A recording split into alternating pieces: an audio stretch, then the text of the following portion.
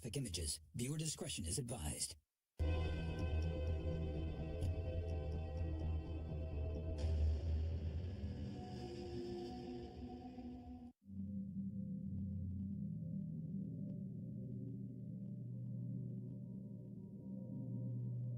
Okay, so it's Friday, and we're out fishing in Howe Bay, and we're going to get big fish. I'm going to go find them all. Where are you guys? I feel like I've had a bottle of champagne. There we go. Oh, that's beautiful. It's incredible. Okay. Have you got something? I got something. What? Have you? Yeah. No bigger, baby. Yeah. This is a big one.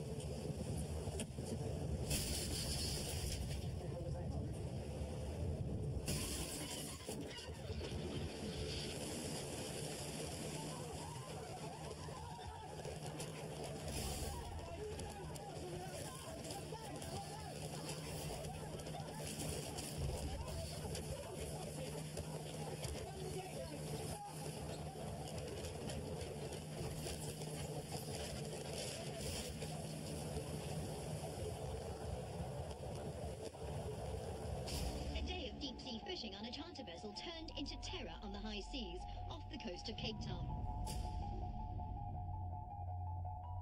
Our feeling at this time is that a whale breached and inadvertently took the boat down. The operator put the vessel into close proximity of mating whales.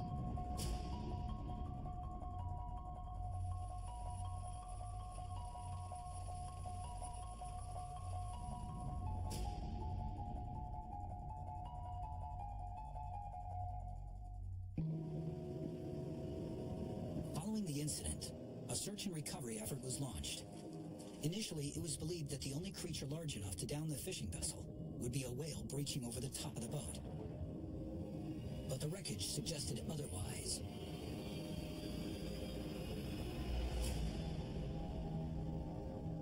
What the South African officials discovered was unexpected. It appeared the boat was not capsized by a whale, as believed. Footage from a recovered camera further suggests the boat was downed by something other than a whale.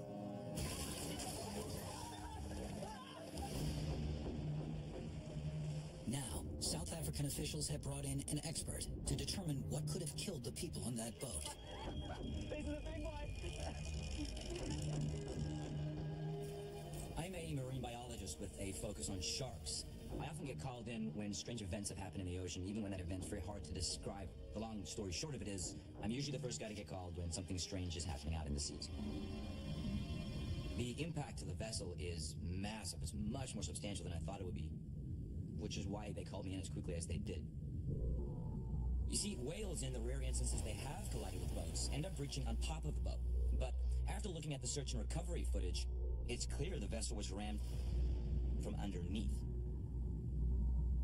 So this wasn't a whale? No, absolutely not. Working with the audio from the camera recovered in the wreckage, you can hear the panic in their voices. It sounds to me like whatever did attack their boat did so intentionally, which is further evidence this was no whale. And when the audio is cleaned up, what you hear is chilling.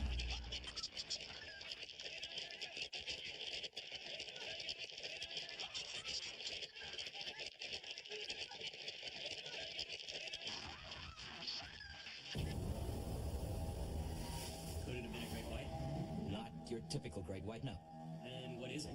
I think that whatever did this is a very large predator, maybe even larger than anything we've ever seen in our lifetime before. Over a one-month period in April of 2013, Discovery Channel cameras had exclusive access to Colin Drake and his team. What starts as an investigation We're desperately searching any and all incidents around the world. becomes Drake's hunt for a monster. And this is the biggest predator in the ocean. and we're gonna go get it. Setting the world's largest trap, This is going to be the biggest chump slick ever made. the ocean's largest predator. That thing has been right below us the whole time. Get over here! No! Events captured on tape are being shown on television The hell is Mike? for the first time.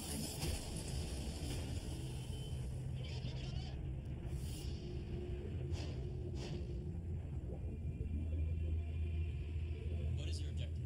The South African officials are extremely concerned about public safety. My goal in this investigation is simple.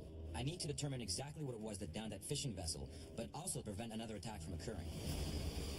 There's a deadly predator in these waters, and I have to find it before it kills again. Between April and September, the waters off of Cape Town become home to the greatest concentration of great white sharks in the world. Hout Bay is one of the great white's prime hunting grounds. They are drawn to the bay's Seal Island, home to a dense population of Cape fur seals, their primary food source. When the seals venture off the island, the great whites are waiting.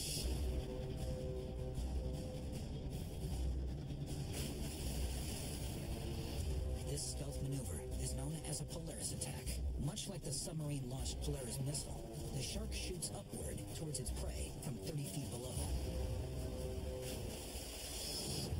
Then near the tip of Africa lies the small fishing village of Hansby. It has two small islands, Dyer Island, home to a colony of African penguins, and Geyser Rock, which is inhabited by fur seals. The seals prey on the penguins, but when they try to swim across the narrow strait to get to the penguins, the great whites are waiting to intercept them. This is Shark Alley.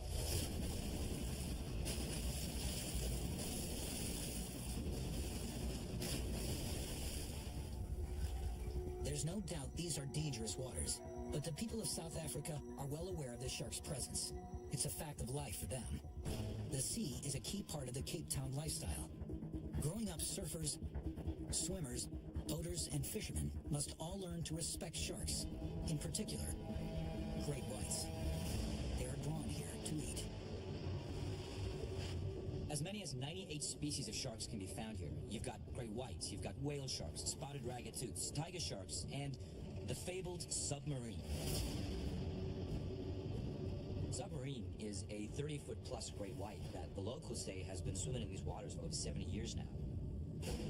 To date, the largest great white ever recorded measured 23 feet long. But for years, there have been accounts of a giant great white shark known as Submarine, nicknamed for its size. If the shark is real, then it would be the largest great white shark in the world today. Submarine could be over 30 feet long and weigh over a ton more than the average great white shark, making it freakishly large and likely the most lethal creature in the oceans. It's a constant part of the conversation here, and it's most frequently spotted this time of year. It was about 3 years ago. I had gone out on a night surf session with a friend of mine, and he brought out his jet ski, and it was about twilight. It's not the safest time to be in the water, but around that time the waves were really amazing. I remember I'd gone out pretty far, and that's when I saw the fin, and I saw it start coming towards me. This thing was like 3 times the size of this jet ski. Somehow, I guess the engine managed to scare it off. As he pulled away, I felt my leg go with him, and it was that point that I realized that my leg was gone. I'd always heard all these stories about this big thing that's in the water, ever since I started surfing, and everybody was like, submarine, it's submarine, and I never really paid attention to any of that. I was really lucky that I had somebody else there, and I was very lucky that he was able to respond and come out to me.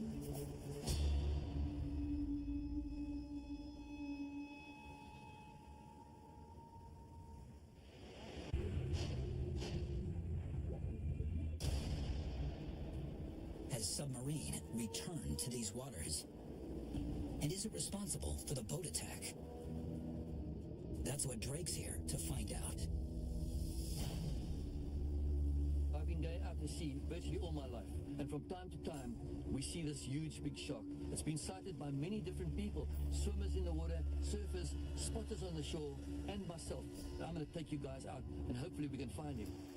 Brian McFarlane is a veteran of Shark Alley. He's a respected shark conservationist, and he's run the most successful shark cage diving business in Cape Town for well over 20 years now. This makes him an invaluable resource. The majority of submarine sightings have been within highly populated areas along the coast. This includes Hout Bay, where the fishing boat went down. Some of South Africa's largest sharks can be found here. Knowing how crucial it is to have eyes in the water, Drake has devised a plan to capture evidence that submarine has returned to the area. It's an IP-based integration system, and it allows us to, with live footage feed, monitor the bottom of the ocean. So when you take us out now to Submarine Talk, we're going to lower the camera down, put it on the floor, and 24/7 be able to follow his movements and kind of track and see what he's up to. It's fantastic. Yeah. Very clever technology, and we've got full control over it here. So pan, tilt, zoom, and 24/7. So. Yeah. Accompanying us on the trip out to the submarine area is Mike Bonna. This guy's a real McCoy. He knows sharks. How far are we, Mike? Are we ready to go? Can we load up? Set it up. Mike has spent his entire career filming and tagging all types of sharks all over the world. So he's an expert in underwater photography, and he's not afraid to put himself in dangerous situations. I've added him to the team to help us capture footage or any evidence of the creature that's hunting in these waters. Drake and his team need to find out if submarine is in these waters and study it to see if it's capable of inflicting this much damage. Diving in Shark Alley is highly dangerous. Assuming the submarine is real, any great white that gets to this size is going to be a wily beast. There's a number of behavioural traits that we have to really watch out for if we do get close. If the shark is in an aggressive mode, its pectoral fins will drop down. We'll see other things like tail slapping. The dropped pec fins is really the one we have to be careful of and watch for. Here we are on the hot spot, guys. This is where I've seen the most sightings of all the sharks in this area over the years I've been working with him. We're right next to a seal colony. The seals coming and going here, they get eaten by the shark. Okay, you're going to go in the water, you're going to be a seal. So don't spend any time on the surface. Look around, go straight to the bottom. Okay, so when we do get it on the bottom, we'll lower it down, we'll untie it straight away. When the ropes come up, you guys can make sure you're looking out while we position it. Yeah. All right, let's get a gear on. All right, buddy.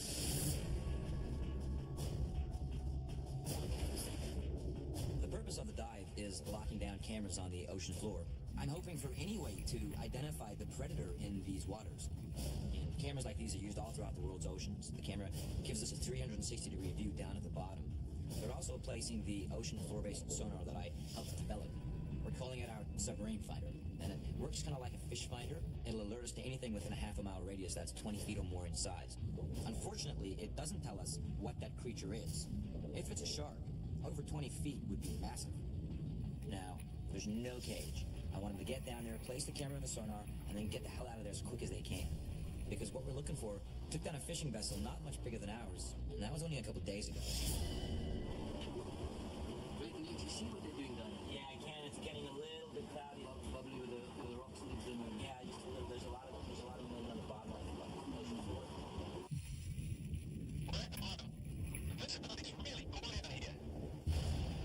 Given the high risk factor of diving with no cage in this area in the presence of seals, the primary food source of the great white, Drake keeps a close eye on the sonar, which will alert him to any large sea life that might enter the area.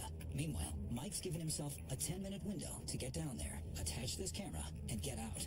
Mike, how are you doing down there, man? You see anything? Everything all right? Yeah, we're getting a little tail up in the lights down here, though. Copy that. Just keep alert. Stay sharp. Mike and his dive partner have hit a snag. The underwater camera's cables have become entangled, resulting in them staying below longer than intended.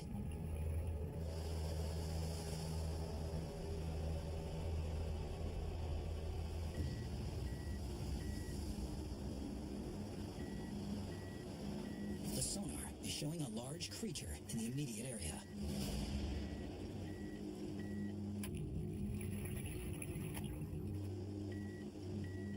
Something's not right. The fish are gone, the seals are gone. All of the other sea life, including the seals, seem to have suddenly left the area. Mike, I got a lot of nerve, but I got a big shape that kind of just moved quite quickly past camera. Can you see anything? Mike, can you hear me down there? Drake has now lost audio contact with Mike. You see anything down there? I see nothing. It looks a bit murky. Mike, we've got zero kind of visibility on the camera. We can't see what's going on. Is everything all right down there?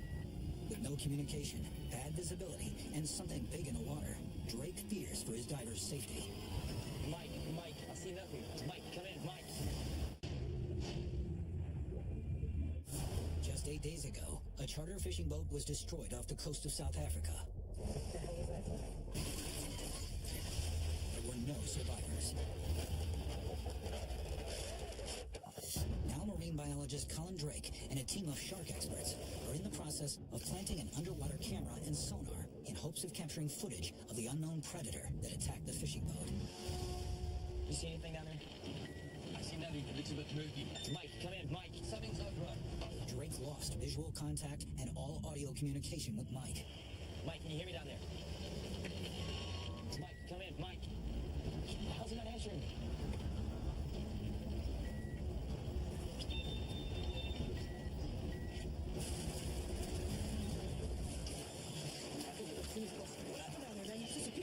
There you go. The radio malfunction caused Mike Bana to lose contact with the boat. However, the sonar was working properly, which means Mike and his scuba partner were not alone in the water. You all right? Yeah, I'm good. You all right? Okay. All right, how'd you come? You see anything down there? First of all, the seals just disappeared. Yeah. And then there was a moment there, I turned to you and I thought I saw something go past you. And then something definitely went past. The guys were in a bit of a cloud there for a moment, and unfortunately, they couldn't quite make out what was down there. We've managed to place the camera on the C4 precisely where we wanted. This is an area where we know that submarine has been sighted in the past, so hopefully we get some good data.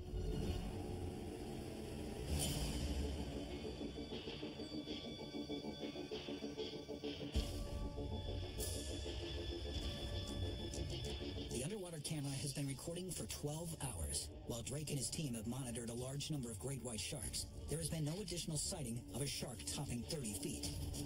Because of a sonar hit of a giant creature just offshore yesterday, I know I have limited time to find this predator before it harms anyone else. So now I'm going to try a more enticing tactic. Drake and his team are heading back out to Seal Island to confirm whether the creature on the sonar was submarine or something else, using a seal decoy as bait. So here we are, around the seal island, at the right spot, at the right time. Plan B is a decoy seal. For years, seal decoys have been used to lure sharks to the ocean's surface. In this area, you've got 2 seal islands here, and the seals live on these islands, and they must go out feeding every day. The sharks know this, and they patrol around the area. They might be down at 100 feet, and they fly out the water like a freight train, attacking this unsuspected seal at speeds which you cannot believe. And you get these Polaris breaches, the shark coming right out the water with a seal in his mouth. Good luck, everybody. Go, boy. Go catch us a shark. All right. Let's hope so. Let's hope so. Yeah. I see what you mean about the seal moving. Ducking and diving. Diving. It's now known that the boat speed must be kept at 3.5 to 4 knots, while simultaneously maintaining the distance in which the seal decoy is towed, At a range of 30 to 40 feet behind the boat. Not adhering to these calculations for speed and distance will result in failure.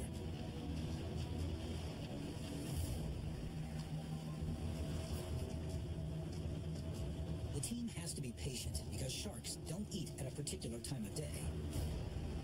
Captain, will you please turn about 90 degrees to the port side? That's where the hot spot is.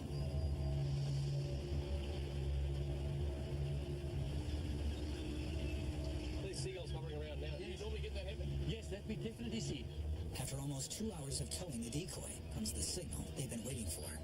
They're not fooled by the seal decoy. They just know something's up. They know something's happening.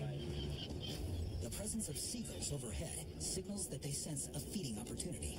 You know what? I'll tell you something which is quite unique as well. They got a chirp, chirp sound. That chirp, chirp, chirp. That's a warning system. You hear that sound? Yeah. You hear that? Yeah. A different sound. Something's going to happen, guys. The high pitch. Shut up. Something's going to happen. Stand by, guys. Anything's going to happen anytime. Working in unison together. Right. They definitely are anticipating something is going to happen anytime. 3 meters, 3 meters. 4 easy. 4 easy, right? 4.5. I'm gonna go on the big one. I'm with you, Brian. The shark that took the seal decoy was a great white. But whatever that massive shape was on the sonar, The team wasn't able to draw it up with the seal as bait. And maybe that's because submarine is nowhere to be found. That's a pretty good day out, right? You know, it's not the best day, but it's a great day. We saw creatures and that's great. They're awesome to see. No submarine, though. No submarine, but you know, at least we were in the right area. That's right. Getting activity, Yeah. and that's the main thing. Got our cameras down there? We got our cameras down. Got our sonar down there? So we can monitor 24/7 at least. So if he comes back, we'll see him at least. I think we're going to get it. Thank you, Ryan. Really appreciate that. The team didn't capture any further evidence of the predator. But the following morning, someone else did. A witness saw something she couldn't believe, and it's about to change the entire investigation. So what is it you saw? When I first saw it, I thought it was just a whale surfacing, but we see that all the time. It's not unusual. But then there was a commotion in the water, and like it was as if the whale was being attacked or something. It was thrashing around a lot. I thought maybe it was orcas attacking it. I grabbed my camera and I took a picture of it. But then it stopped moving and it disappeared under the water. I radioed the beach and they sounded the alarm and everyone got out of the water. When we were sure that whatever it was gone, then we gave the all clear. And when I looked at the picture, I couldn't believe it because orcas don't have fins shaped like this. There's a very distinctly different. And I've seen great whites in this water. I mean, they've never had a dorsal fin this big from this far away. I've never seen anything like it. I'm estimating that dorsal fin to be 5 to 6 feet above the surface. The frothy disturbance in the water shows that the predator is attacking the whale, which appears to be 40 to 50 feet from the predator's dorsal fin. The size of that fin tells us what's underneath is bigger than anything we've considered. Now I know we're not looking for submarine. We're looking for something much bigger because it took down that boat. Are Drake's calculations correct? Could there be a monster creature in these waters deadlier than any known shark? A shark big enough to take down a boat. A shark big enough to take down a whale. Colin Drake was looking for a monster, and he knew it.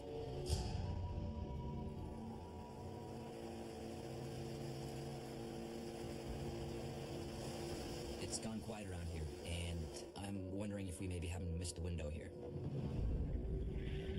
Sharks are migratory, so it's entirely possible that whatever attacked the boat and the whale has migrated. And we're desperately searching any and all incidents and sightings around the world that might be in any way similar to what's been happening here in South Africa. Has any other fishing boat gone down? Has any other whale suffered a brutal attack? And that's when we came across some footage that was shot in Hawaii. Now, it wasn't recently, it was about 4 years ago, but it definitely caught our attention. The video was shot by a father and a son who had come across a whale that had suffered a brutal attack. What is that? Look in there. What is that? Now, the original footage was kind of hard to make out, but after studying it, and the amateur photos taken from the beach, you can clearly see a bite radius in the whale, and the bite radius is striking. From the vantage point of the kid's camera, the whale looks to be almost bitten in half. It's absolutely insane. Local marine biologists analyzed the whale and determined, as crazy as it sounds, that the tail was bitten off in one bite. Now, this is significant because the biting off of a tail is a specific trait of only a few underwater predators, the mako shark being one of them. But there's only one underwater predator that would be able to bite the tail off of a whale this size, like has been done here. Megalodon, the serial killer of the seas, was a vicious 100-foot, 80-ton shark that first hunted our oceans around 17 million years ago, eating anything and everything in its path with extreme prejudice. Today's living white shark comes from a lineage of the genus Carcharodon, which Megalodon belonged to. The white shark of today evolved off this branching tree that included Megalodon. You know, the more I study the white shark, I'm constantly being amazed by the level of complexity and intelligence they have. And I'm sure that Megalodon in its day possessed that same capacity. During the time that Megalodon was out there, it was one of the smartest things around. Sporting 6 rows of 46 teeth, Megalodon's mouth is one of nature's most deadly creations. This is a fossilized tooth from a great white shark. Compare that with this tooth of Megalodon. Imagine the pain Megalodon's jaws inflicted on its prey. In less than a second, the feeling of 276 serrated teeth, each 7 inches in length, would pierce its flesh with over 35,000 pounds of force, enough to crush a whale's skull. Before its prey knew it was being attacked, it was dead. Today, the consensus amongst the scientific community is that Megalodon is no longer alive, that it went extinct over 2 million years ago. However, detailed accounts of sightings suggest otherwise. Polynesian fishermen have long spoken of a man-eating 100-foot shark they refer to as the Lord of the Deep. While off the coast of Indonesia, locals believe a family of 75-foot sharks ruled the sea. And in Mexico, reports of a 60-foot shark they call El Diablo Negro, the Black Demon, reportedly have attacked fishing vessels there. These sightings around the world lend support to the idea of Megalodon hunting in our oceans today. However, despite the large volume of reported sightings, the scientific community continues to disavow Megalodon's existence. Despite the evidence, it's an opinion shared by Mike Bana. It has become a bone of contention among the team. Look, I know where Drake's going with this, and while I respect him as a scientist and I've worked with him a lot, I'm not on board with that at all. I think what we're looking at here is a number of bites that look like a single bite, and that's resulted in the tail of the whale coming off. I'm still definitely thinking great white here. There's only one underwater predator that has ever existed that this could possibly be. I'm thinking it's Megalodon, and this thing is a monster.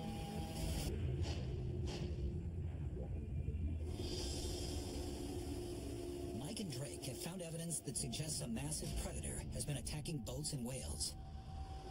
Drake believes Megalodon, a prehistoric shark that may have reached 100 feet in length and weighed more than 80 tons, is to blame.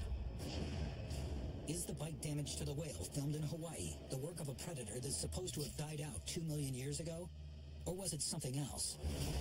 When Megalodon attacked a whale, it certainly could attack the tail, and the advantage of that is that not only does it remove the tail so the prey can't get away, but there's a large artery there, but they would bleed out very quickly. If Megalodon is alive today, this massive predator would have to feed on something big enough to satisfy it.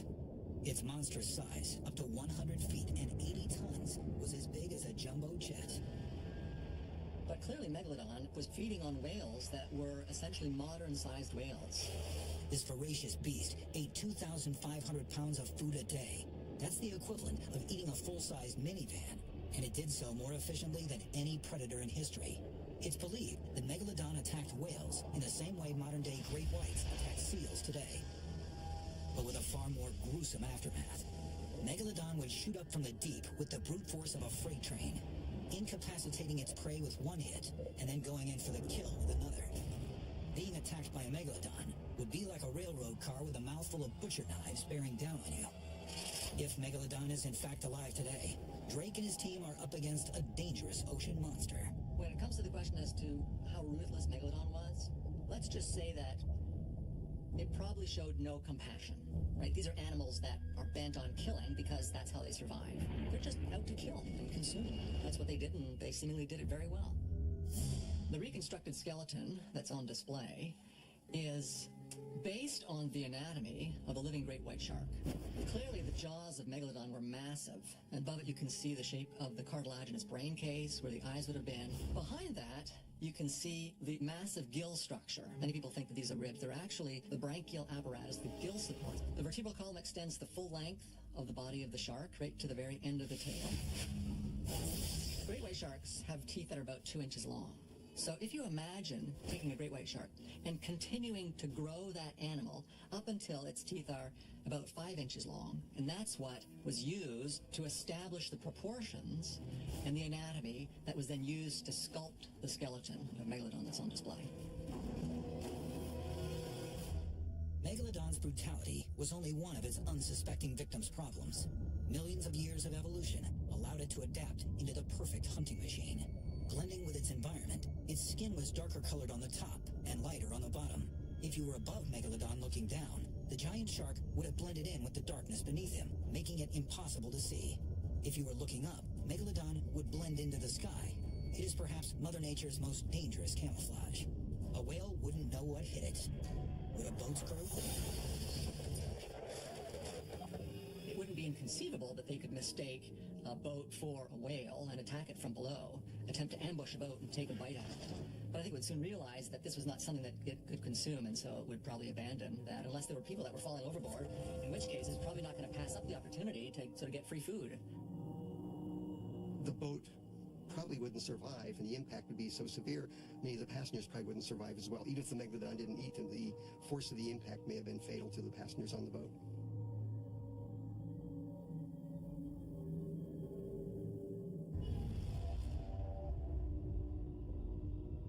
"16 days later, Drake and his team continue to search for evidence of the existence of Megalodon.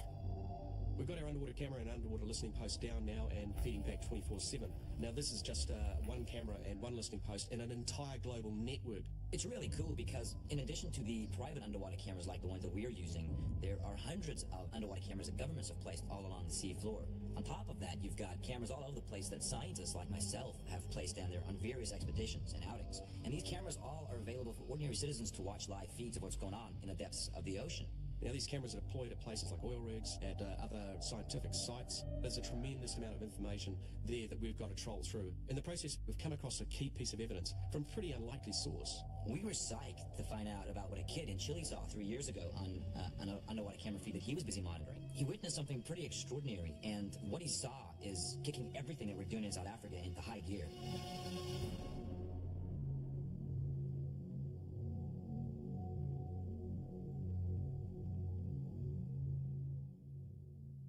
Look, we all know that Megalodon doesn't exist today. There's absolutely no evidence to suggest this animal could still be in our oceans. Press play. Okay, pause it. All right, zoom in. Once more. To the right. I know it's kind of blurry, but look at that. Look at that. That's a fin. As you can imagine, we were eager to determine the size of this thing. We were able to synchronize frames of video, which is a principle originally developed for aerial photography.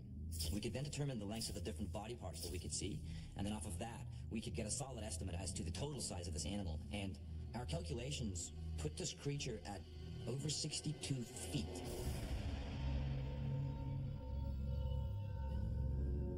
I understand that this is very hard to believe, but only 100 years ago, a megalodon tooth was discovered and accurately carbon dated to be 10,000 years old. Some may dispute the carbon dating, but if it's correct, that means Megalodon survived long after it was thought to have gone extinct. And it may still be alive today. You have to ask yourself, how else do we explain what's been happening? There are many creatures we thought to have gone extinct much longer than 10,000 years ago that we've discovered in the past 10 years. I believe the question then becomes, why couldn't it have been Megalodon that attacked that whale? The depths of the world's oceans have provided cover for unknown creatures, as well as creatures who were previously thought to have gone extinct. In the summer of 2012, for the first time, Discovery Channel crews filmed an animal that up until that moment had only been known to us by dead specimens, the giant squid. This fabled sea monster was said to be so terrifying that it would devour not only men, but whales and ships as well. The coelacanth was thought to have gone extinct with the dinosaurs 65 million years ago. And then, in 1938, this living fossil was discovered off the coast of Africa. In paleontology, there's a term for creatures that are believed to have died out, only to appear again. Lazarus taxon, which refers to the New Testament account of Lazarus rising from the dead. Is it possible that the deepest depths of the ocean have also been hiding a creature the size of Megalodon? Is Megalodon a Lazarus taxon? Why couldn't it be Megalodon that attacked that fishing boat, that bit the tail off that whale in a single bite, and that appears in this underwater footage? The underwater footage from Chile confirms that something huge is out there. But what? The photo from the Shark Eye Volunteer shows a massive predator that's nearly identical to the recently uncovered images dating back to World War II. Is it possible that these images prove that Megalodon is in our oceans? Or is it something else? That was unbelievable! That's a 14-foot great white.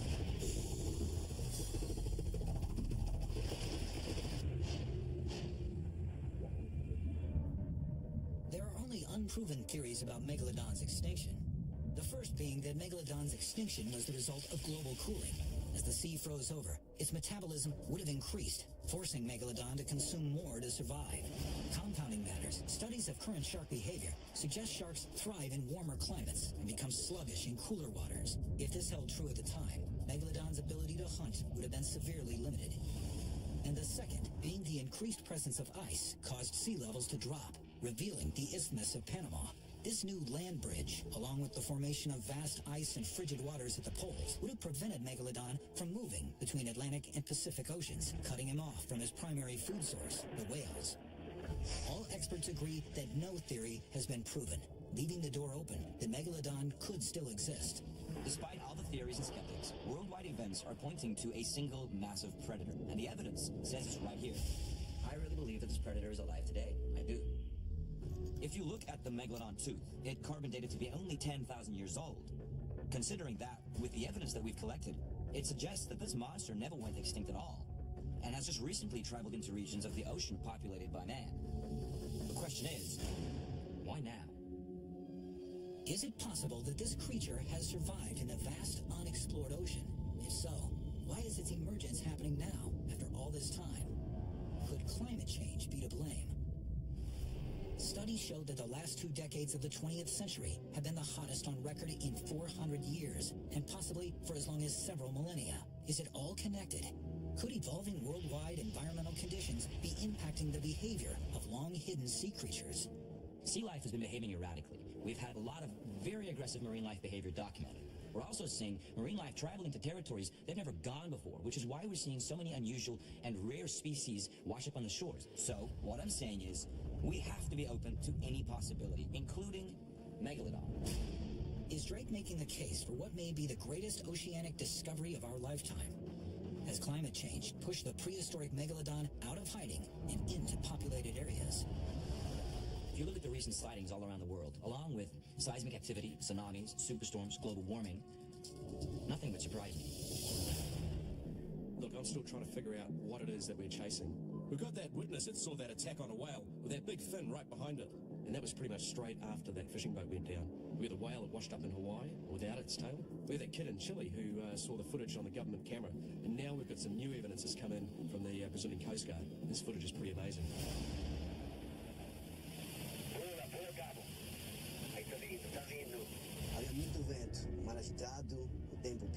It was windy, choppy seas, and the weather was getting worse. We were focused on getting him up and on the chopper safely so we could get out of there before the wind shifted. It was not an easy rescue. I was having a difficult time holding the chopper in place. We were able to grab him and we were pulling him up. He was about 20 feet out of the water when I saw that there was a huge shadow down there, something immense in the water.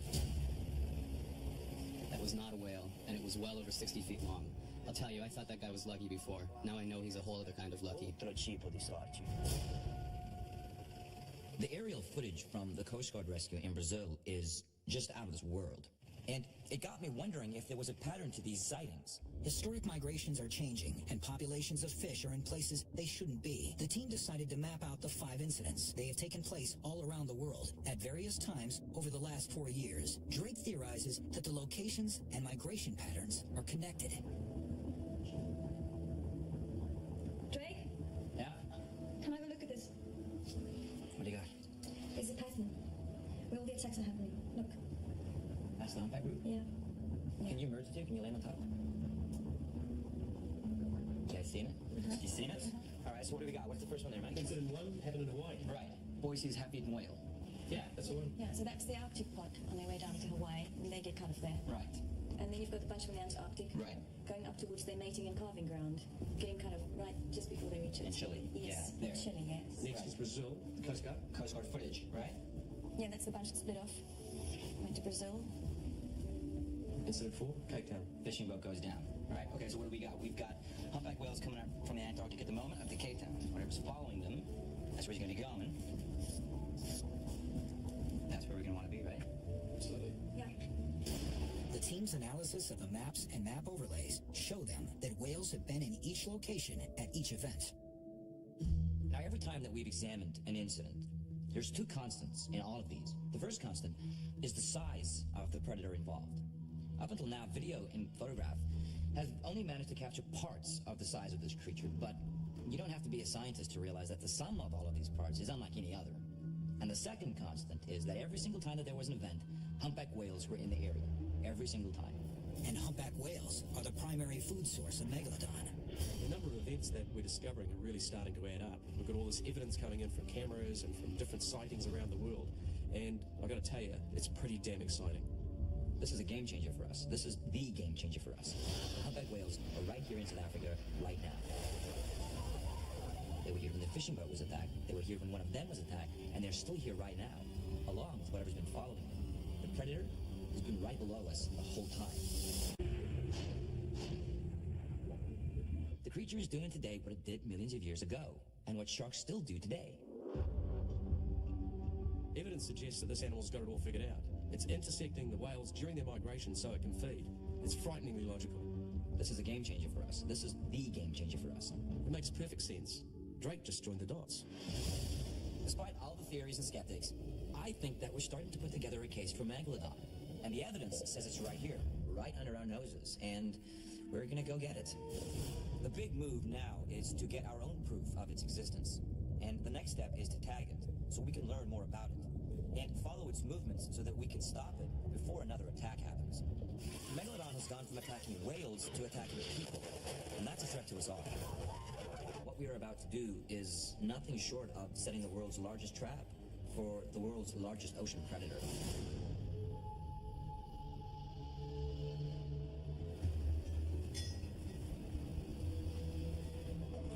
Drake has invited marine biologist Madeleine Jobert to join his team. For the past 9 years, she's focused her research on sharks and their predatory behavior. If what Drake says is correct, then this is the biggest predator in the ocean at the moment. And we need to know a lot more about this predator's behavior. Hey, how you doing? Good to see you. All right, man. You all right? Well, if Drake is right, then this is all about surprise. And it's not going to be expecting what we're bringing. You guys got everything you need? Yep, we have. Let's start loading onto the boat, eh? All right. Drake is launching an ambitious operation in an effort to protect the people of South Africa and throughout the world.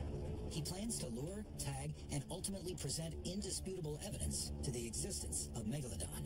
Give me a hand there? Yeah. To capture evidence of the largest sea predator in the history of the world requires an operation on a scale which has never been seen. Based on the destruction of the whale carcass that we had seen that had been attacked by the predator,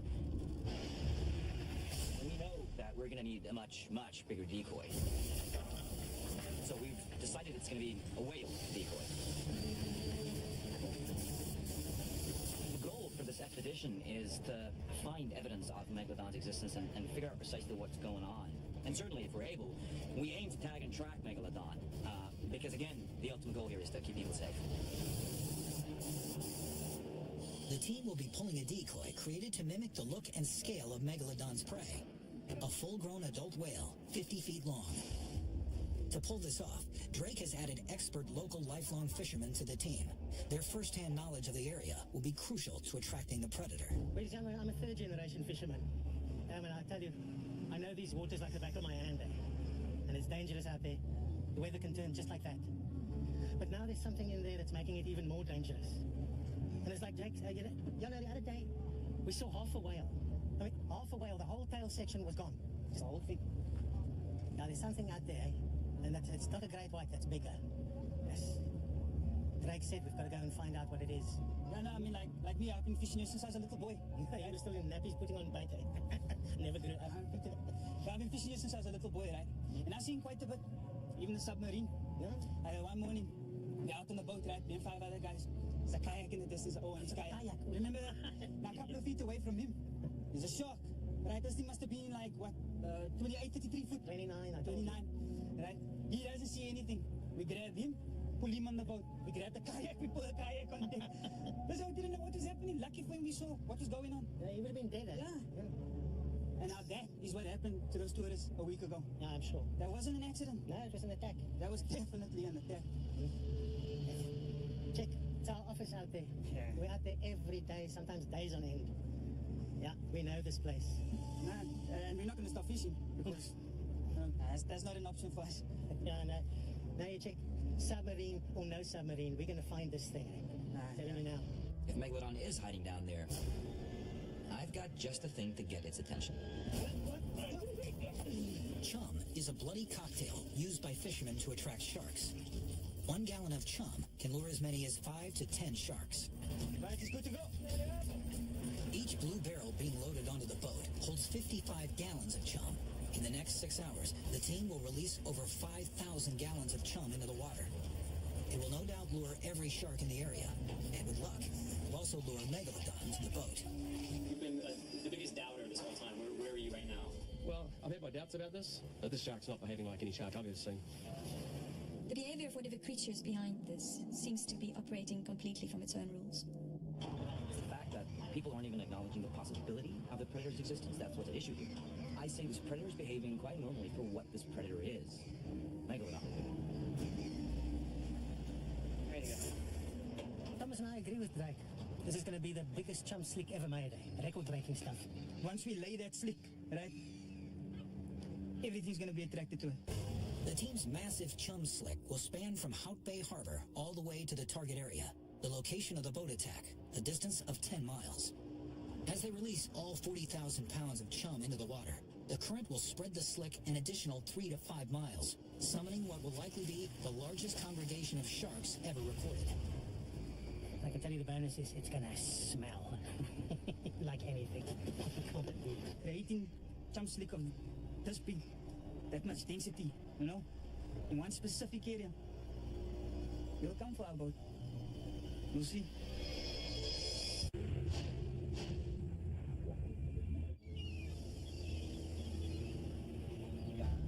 Determined to prove Megalodon is still alive today, Colin Drake and his team have placed an underwater camera just off the coast of South Africa.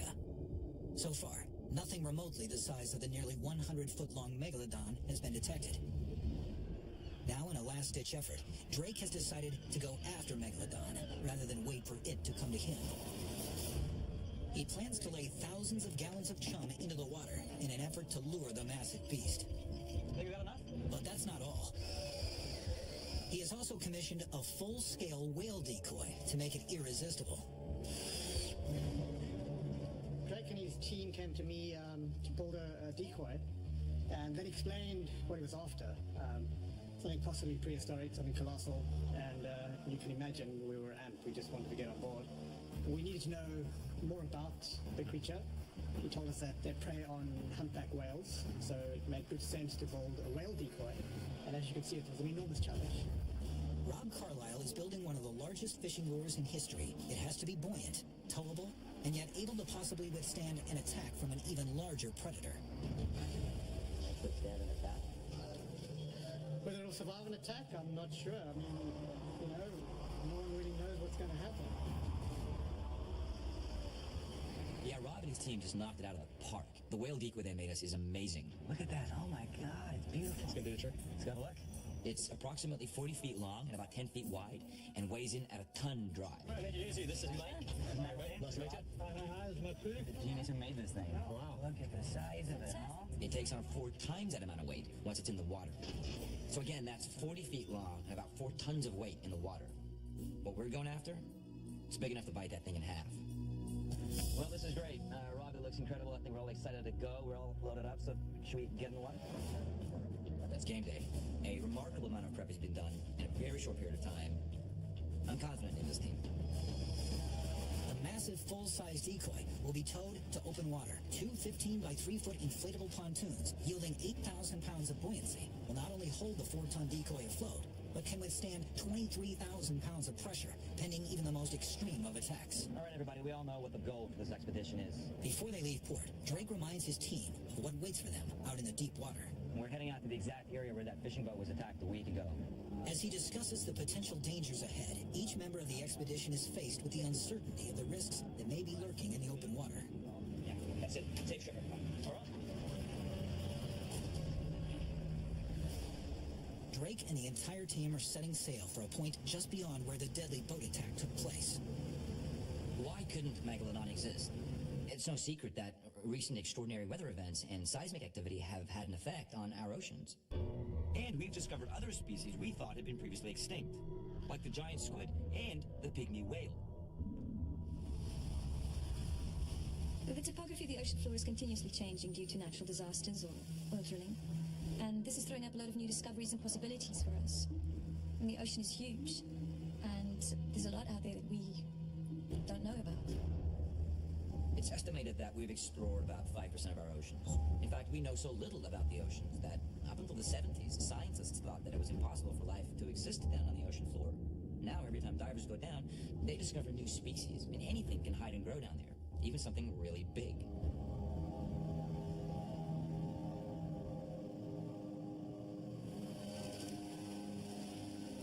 We're getting close to our target area. It's time for Mike and Madeline to get in the water.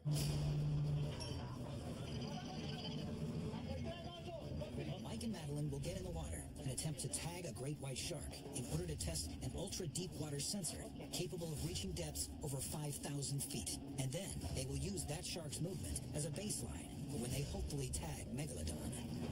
Chum is being added to the water. In minutes, this area will be swarming with great white sharks on the hunt. Anytime you're diving in open ocean, it's dangerous, let alone when you're in shark-infested waters. And you've got to be super careful. I mean, it's not easy getting in and out of the water, particularly with all that diving gear on. But get the cage up alongside, I'll jump in first. And then you jump in, and we'll get someone to pass the tagging pole after that. And when you're about to get into the cage, you're incredibly vulnerable.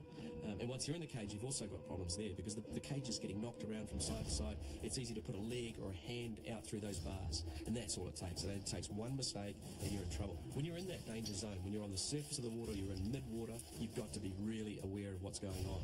You've only maybe got a 15-minute window before any sharks in the area are going to hear the noise of your breathing, hear the noise from the boat, and come over to investigate. And that's provided that there isn't an animal swimming underneath the boat. The moment you jump in, you are part of the food chain. As Mike and Madeline prepare to descend into the cage, they know that the protection the cage offers may be limited against a shark capable of taking down a boat. Anytime you dive in shark-infested waters, you really are dicing with death. Mike and Madeline are entering shark-infested waters to tag a great white in the same area where a deadly attack took down a fishing boat and everyone aboard.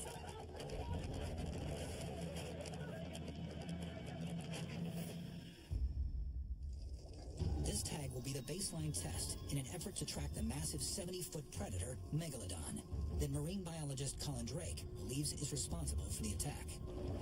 Every time divers are in these shark-infested waters, there's a chance of being attacked. Even the confines of a cage can't guarantee the diver's safety. How's our picture up there? Yeah, copy, Maddie. I'm seeing you're seeing a good picture. Shark cages are built out of marine-grade aluminum and are welded together with stainless steel to withstand the thrashing of a large, powerful shark. But that's not always the case. There are incidents on record where sharks have both breached and destroyed shark-proof cages.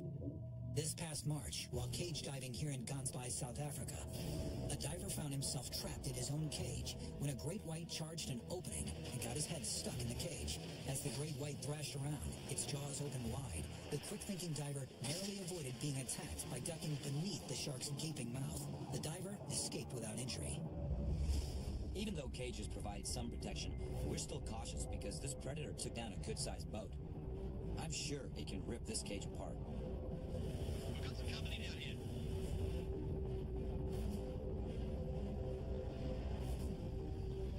They're down there with 4 to 5 whites. This is exactly what we want. Now all they need to do is tag them for us. We're ready. She's just waiting for a good shot. Okay. There are a few different ways to tag a shark, depending on what kind of information you want to obtain from the shark, how quickly you want to be able to access that information, and for how long a period of time you want to monitor the shark. Okay, she's taking the shot.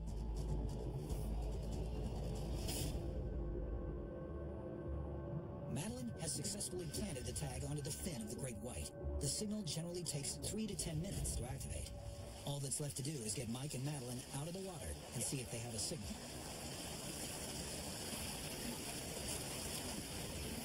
Help it down, help it down.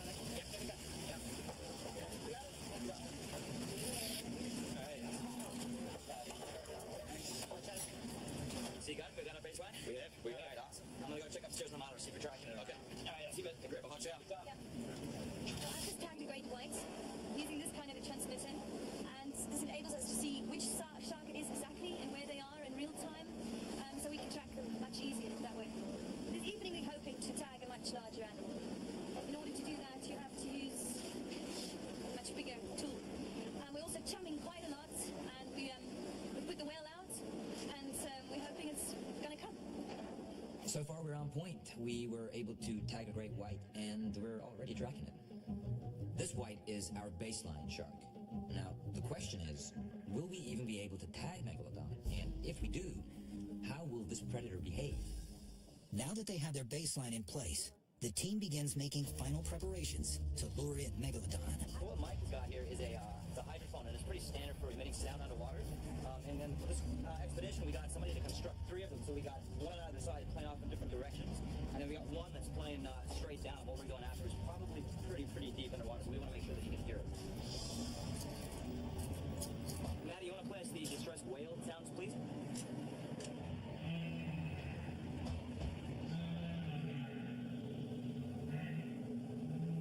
The team is now ready to start attracting the sharks, and hopefully Megalodon. The distressed whale sounds will help ring the dinner bell for Megalodon. It lets it know that there's an injured and stricken whale in the area. The whale sounds are one signal they use to try and draw Megalodon in. In order to achieve the extensive chum slick the team needs, they've devised homemade cannons to shoot the chum out into the water, spreading more volume over greater distance than any other existing method of chumming. They've labeled these chum guns. They work on compressed air and can spread 5,000 gallons in just over an hour, which is way more than a fisherman could spread by hand. This is well over 500 times more chum than usually used to lure sharks. The goal is to create the biggest chum slick ever. I'm just mixing a little bit of extra ox blood in here just to make the chum more handleable to put into the gun's barrel, you know. Now basically, I would call this power chumming. The captain moves as fast as that cage and the whale lets us go, so that we have one big solid slick. Now you check. These are homemade guns, eh? This is like a cannon for chum. Because I mean, it works with compressed air, so it disperses everything. It's like a big tank on the sea, and we're just shooting chum out like you cannot believe. We're going to do about 5,000 gallons in a matter of about an hour and a half. Then we'll reach our target. And I mean, this has never been done before. Usually we do it by hand, eh? But like this is big. I mean, we don't want the shark. Whatever we're trying to attract, we don't want it near the boat, so we're not going to chuck it with our hands. We want to shoot it out there. How far away? Safety first. As far as possible. This is 500 times more chum than we will normally use for a shark. So this is a lot of chum. So we need the big boys. Welcome to the gun show. Talk about artillery. This is it, man. We make it bloody red all over. Power chumming will help the decoy appear to be a real whale bleeding in distress. 2 small passages in the shark's snout can detect even trace amounts of blood in the water miles away and send a signal to its brain that prey is nearby, causing the shark to zero in on its food source and attack. Megalodon would have behaved much the same way. The power chumming will excite and attract bigger sharks, and hopefully Megalodon. I think we're just about all set. All right, everybody ready? Open there! 3, 2, 1, go! Awesome! That's gonna do the job. That is seriously gonna do the job.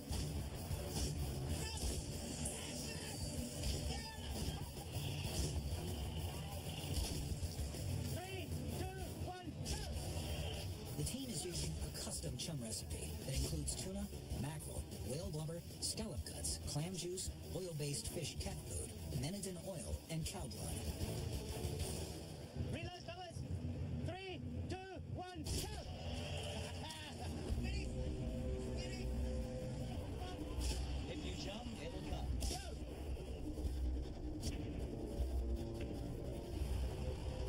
3, 2, 1, go! Yes, man, Billy. After 2 hours, the team has created a chum slick spanning nearly 5 miles. It is the largest ever created.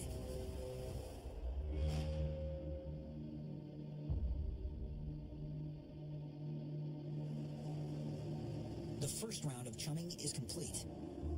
Hey guys, is that fine? Get it up anchor. Thank you.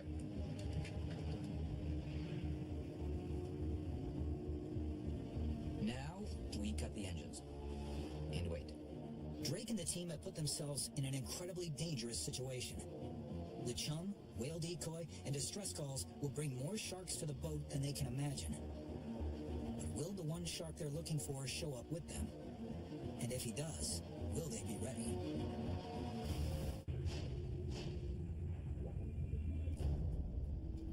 After 2 hours, the team has created a chum slick spanning nearly 5 miles. It is the largest ever created.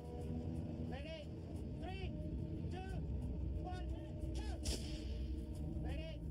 Go!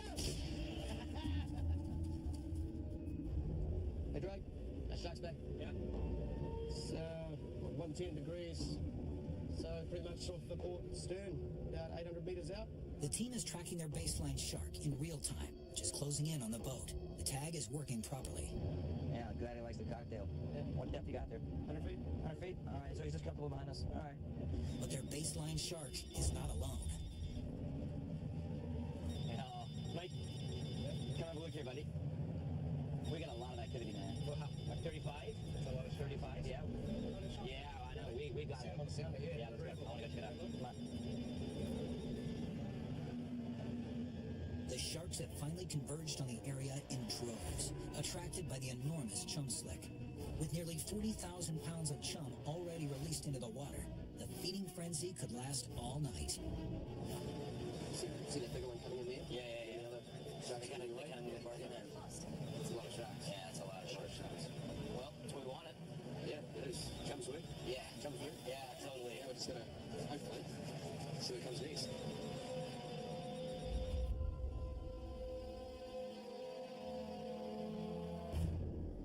The shark activity is at a frenzy, but the giant predator, the one that could be 10 times the size of any one of these sharks circling our whale, it hasn't arrived yet.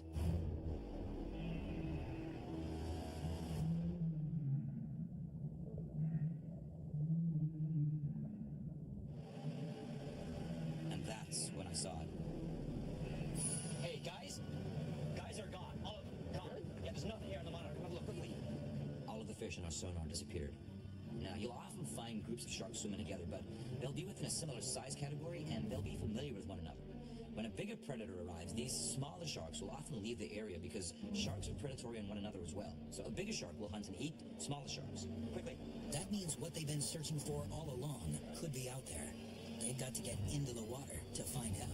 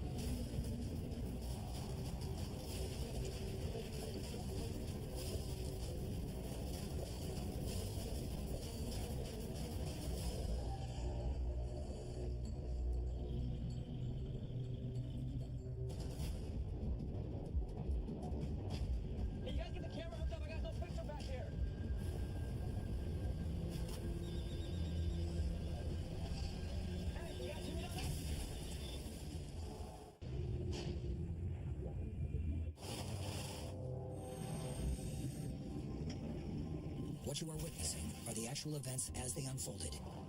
These images were filmed by Discovery Channel's crew on the night of April 23rd, 2013. Viewer discretion is advised. Hey, you guys get the camera hooked up? I got no picture back here. The whale hit us from behind, and suddenly it's up against the cage. Something's pushed it right up against the cage.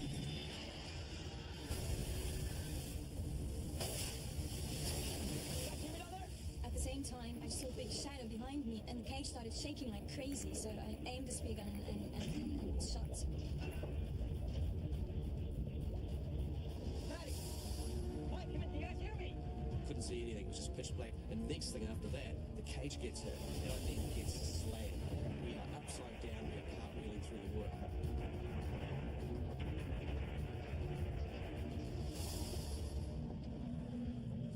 It's gone, man. The hell's going on back here? The cage is gone. You guys see him? The whole cage is gone. Cage is gone? The whale's gone. There's nothing there.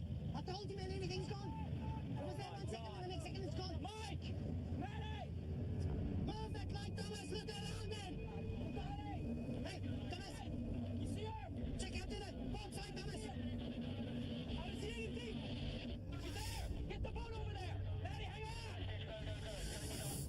actually remember how I got to the surface.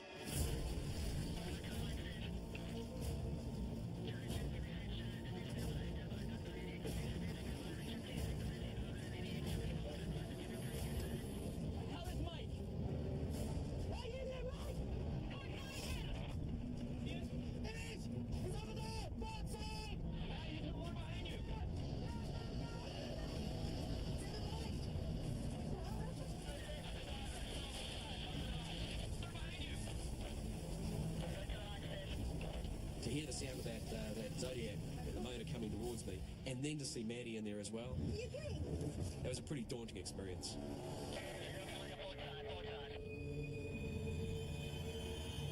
Putting my feet on the dry deck of that boat, I tell you what, big relief, big relief.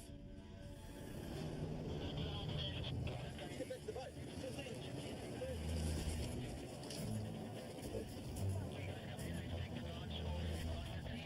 We got lucky. I wasn't sure if they were going to make it out of the water.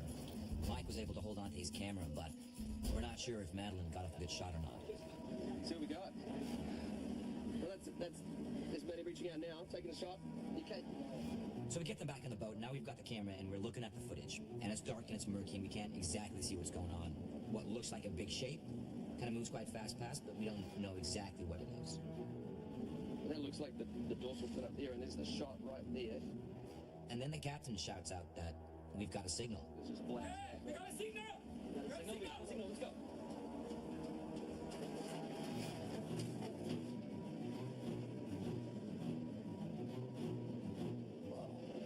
Look at it fast, it's diving. Oh, that's deep.